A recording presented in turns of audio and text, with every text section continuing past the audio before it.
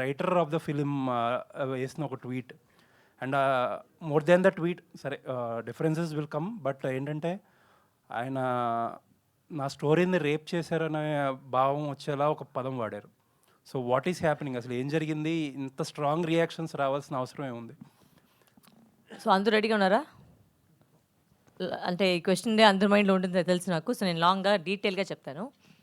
First అయితే నాకు సాయి గారి మీద చాలా మర్యాద ఉంది, because is a very senior writer and I have a lot of respect. But the world, మన ప్రపంచం ఎలా అంటే కొన్ని స్టోరీస్ వచ్చి అలానే ప్రజెంట్ చేస్తే ఆడియన్స్కి వచ్చేసి నచ్చదు. That is the truth of the matter. So నేను ఎవరిని వాళ్ళ కథని రాబ్ చేయలేదు, నేను తీసుకోలేదు. కాంట్రాక్ట్ వేసాము, డబ్బులు ఇచ్చాము, అన్నీ తీసుకున్న తర్వాత ఆ కథ నాదైంది. ఆ కథ వచ్చేసి ఆయన దగ్గర వచ్చేసి ఆల్మోస్ట్ ఒక 6 years ఉండింది. అంత బాగుంటే ఎందుకు చేయలేదు? సో అంటే ఏమో ల్యాగ్ ఉంది. అండ్ ప్రతి చోట్ల వెళ్ళేసరికి కథ చెప్పేసరికి నాకు వచ్చిన ప్రతి టైం ఫీడ్బ్యాక్ ఏంటంటే సెకండ్ హాఫ్ బాగలేదు. నేను నిజంగా చెప్పాను, మీకు తెలుసు నేను అబద్ధం చెప్పలేదని. ఇదే జరిగింది మ్యాటర్. ఓకే, ఇప్పుడు జనరల్గా అయితే రైటర్ గారు వచ్చేసి మీతో పాటు కూర్చొని వర్క్ చేయాలి, అవన్నీ చేయాలి. ఆయన చాలా బిజీ.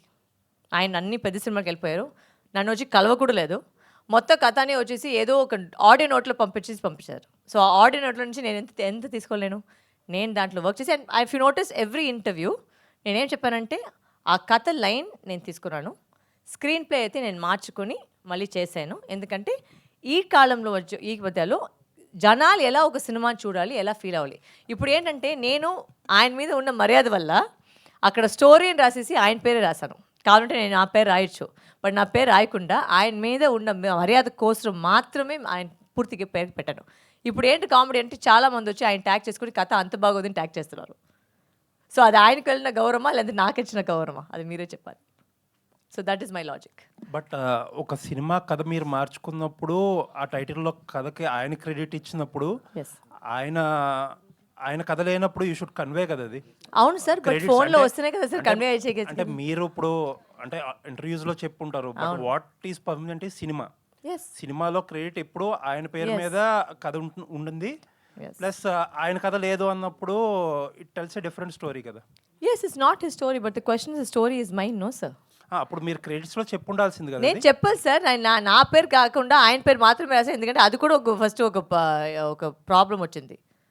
ఎందుకు మీ పేరు రాస్తానని ఆయన పేరు మాత్రమే, నేను ఆయన రెస్పెక్ట్ కోసం నేను పెట్టాను. బట్ ఆ రెస్పెక్ట్ అది రిటర్న్ చేయలేదు. నాకేం ప్రాబ్లం లేదు, నా పేరు పెట్టి నాకు చాలా సంతోషం. ఎందుకంటే నాకు తెలిసి ఎంత వర్క్ చేశాను ఆ కథ మీద.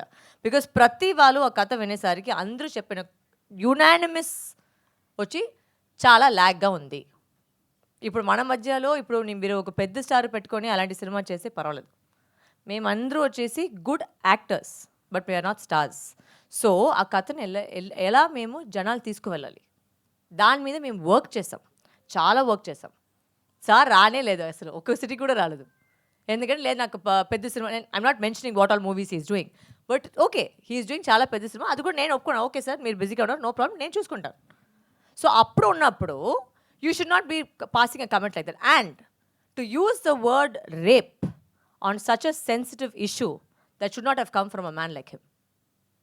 I'm sorry. It's very insensitive and it's extremely rude. You should know what word you're using, especially when the topic you've touched in the film, you know what the topic is. So I think you should be careful of what words you can use. And I'm saying this because నాకు కావాలంటే నేను చాలా కథలు తీసేవాళ్ళు చెప్పేవాళ్ళు, but నేను అలాంటి మనిషి కాదు. నేను అందరినీ ప్రతి వాళ్ళని నేను చాలా గౌరవిస్తాను, వాళ్ళకి మర్యాద ఇస్తున్నాను. So I don't want to get down to the level of telling you what all happened for me to come to this point. అంటే మేము మామూలుగా ఒక డిసిషన్ రాలేం కదా. ఒక డిసిషన్ తీసుకోవాలంటే ఇంత పెద్ద డిసిషన్ తీసుకోవాలంటే దాంట్లో చాలా నడిచింటుంది. నడిచిన తర్వాత ఇది అంతే వచ్చింది. నేను అంతలో కాదు అవన్నీ చెప్పేదానికి. So I'm not getting in to that. And one last question అండి. కథ సెకండ్ హాఫ్ డ్రైవ్ మార్చినప్పుడు ఆయనకి చెప్పే ప్రయత్నం చేశారా ఇలా మారుస్తున్నా? నేను క్లైమాక్స్ ఫస్ట్ నుంచి చెప్పాను సార్, మార్చాలి ఎందుకంటే వర్క్ అవ్వట్లేదు. ఇట్స్ వెరీ సింపుల్, నాకేం పెద్దగా లేదు. అంటే మీరు అందరూ ఇప్పుడు చెప్పారు కదా మీకు క్లైమాక్స్ ట్విస్ట్ వచ్చిందండి, ఆ క్లైమాక్స్ ట్విస్ట్ అదే నాది. నాకేంటంటే ఆ కథ వచ్చేసి అక్కడే ఒక కోర్ట్ రూమ్లో అయిపోతే ఒక అమ్మాయిని చాలా వీక్గా కనిపిస్తారు. I didn't want that. I wanted a woman to feel strong. I wanted the story to tell so that women can feel empowered. So ఆ ట్విస్ట్ పెట్టినప్పుడు మీరు అందరూ చూసింటారు సినిమాని, ఆ ట్విస్టే వచ్చి అందరూ చప్పట్లు కొడుతున్నారు. సో అంటే what I did was right and I don't go back on that. Nice and congrats.